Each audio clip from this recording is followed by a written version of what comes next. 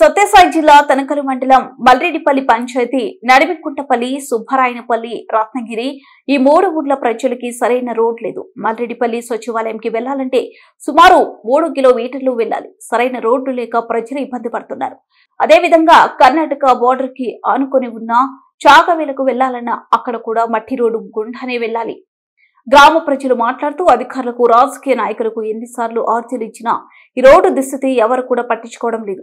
ప్రభుత్వాలు మారుతున్నాయి తప్ప మా ఊరి రోడ్డు దుస్థితి ఏమాత్రం మారలేదు. అందువలన మా ఊర్లో మేము డబ్బులు వసూలు చేసుకుని జేసీపీ ద్వారా గుంతలు ఉన్న చోట మట్టిని వేసుకుంటున్నామన్నారు.